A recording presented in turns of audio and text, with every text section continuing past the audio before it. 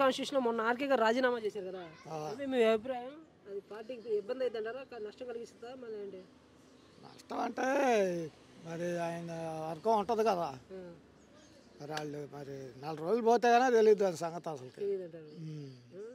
అలాగే అది గంజి చిరంజీవి గారికి ఇప్పుడు ఇన్ఛార్జ్ ఇవ్వడం జరిగింది కదా, ఆయన గారు లోకేష్కి పోటీ ఇవ్వగలరా, గట్టి పోటీ? గట్టి పోటీ అంటే ఇక్కడ సాలీలుగా ఎక్కువగా ఉన్నారు మంగళగిరి. మరి ఆ ఓటింగ్ మరి ఎటు ఉంటుందో చెప్పలేము. ఓకే. ఇక్కడ ఎక్కువ కుల రాజకీయాలు ఎక్కువైపోయింది. ఓకే. అది అయితే ఛాన్స్ ఏమైనా ఉన్నాయంటారు? అయితే చెప్పలేము, అప్పుడే చెప్పలేము. ఒకవేళ చిరంజీవి గారికి ఇప్పుడు టికెట్ ఇచ్చారు కదా, ఈ ఆర్కే గారి క్యాడర్ ఏదైతే ఉందో అది సపోర్ట్ ఇస్తుంది అంటారా ఆర్కే చిరంజీవి గారికి?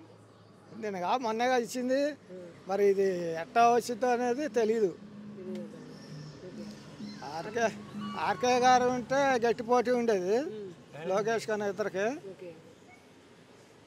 మరి ఇప్పుడు ఎట్ట ఉంటుందో చూడాలి, వేసి చూడాలి. లోకేష్ గారికి ఏమైనా అవకాశం ఉన్నదా? ఈ యోగాలో బాగా చూపిస్తున్నారు, మంగళగిరిలో ఖచ్చితంగా గెలుస్తా అంటారు. జనంగా వస్తున్నారు, మరి 30,000 మెజార్టీ 40,000 మెజార్టీ తెప్పిస్తాం లోకేష్ గారికి సార్ అంటున్నారు. మరి అని ఆ పార్టీ వాళ్ళు అనుకుంటున్నారు, ఈ పార్టీ వాళ్ళు మేము గెలుస్తామని వీళ్ళు అనుకుంటున్నారు. అది ఎలక్షన్ 3 నెలల ముందుగా ఇప్పుడు ఇలా జరగడం, రాజీనామా చేశాడు, ఎలా చూస్తున్నారు? ఎలా అంటే మరి మరి జనం ఇవన్నీ అవి కొంతమంది జనాలు ఏమనుకుంటున్నారంటే అది పెద్ద డ్రామా అని కొంతమంది అనుకుంటున్నారు. కొంతమంది ఏమో మరి ఆయనకి కొంచెం చిన్నచూపు చూస్తున్నారు, ఆయన ఇంకా సీఎం గారు అని కొంతమంది అట్లా అనుకుంటున్నారు. జగన్ గారు మాత్రం 150 గెలుస్తారని చేస్తారు, అది మాత్రం చెప్పలేం. అది జనంలో ఉన్న ఎటు అనేది చెప్పలేం.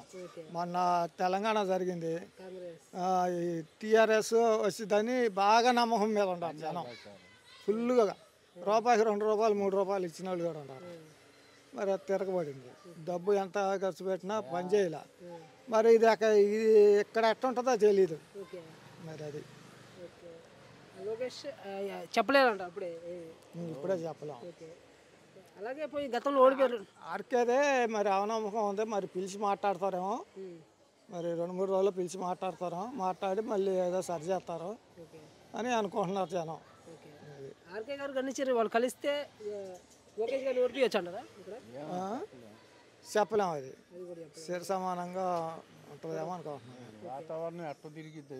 మీకు ఎవరు వస్తే బాగుంటుంది అనుకుంటున్నారు? రేపు చిరంజీవి గారు కానీ లోకేష్ గారికి టికెట్లు ఇస్తే ఎవరు వస్తే బాగా చేస్తారు అనుకుంటున్నారు మీరు? ఎవరంటే గవర్నమెంట్ని బట్టి ఉంటుంది. ఇప్పుడు రేపు తెలుగుదేశం గవర్నమెంట్ వచ్చిందనుకో లోకేష్ చేస్తాడు, ఏదో మంత్రి పదవి వచ్చింది, మంత్రి పదవిని బట్టి చేస్తాడు.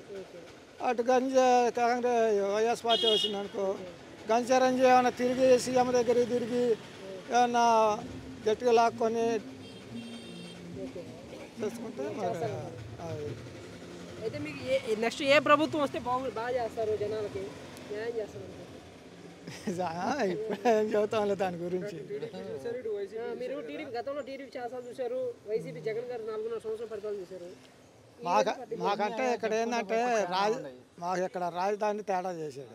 అప్పుడు కనుక ఆయన రాజధాని ఇక్కడ కాదు ఇంకో చోట పెట్టండి అన్నట్టయితే ఇక్కడ రైతులు కూడా ఇచ్చేవాళ్ళు కాదు, పొలాలు ఇచ్చేవాళ్ళు కాదు. అప్పుడు ఇక్కడే రాజధాని నాకు కూడా ఓకే 33,000 ఎకరాలు తీసుకోండి, ఏడా రాజధాని నేను కూడా ఓకే చేశా అన్నాక రైతులు కూడా దానికి అందరూ ఓకే చేసుకున్నారు. కాబట్టి నాయకులందరూ ఏడా రాజధాని ఉంటుందని ఇక్కడ రాజధాని రైతులందరూ ఇచ్చేశారు పొలాలు. మరి ఇప్పుడేమో ఈయన 3 రాజధానులు అంటున్నాడు, మరి మొన్న వైజాగ్ అన్నాడు. మరి అట్లా ఏం జరిగిద్దో కోర్టులో ఉంది అదంతా, మరి అట్లా జరిగిద్దో. మరి కొంచెం ఇక్కడ మాత్రం ఇక్కడ రైతు వారీగా ఇక్కడ 29 గ్రామాలుగా కొంచెం వ్యతిరేకతగా ఉంది.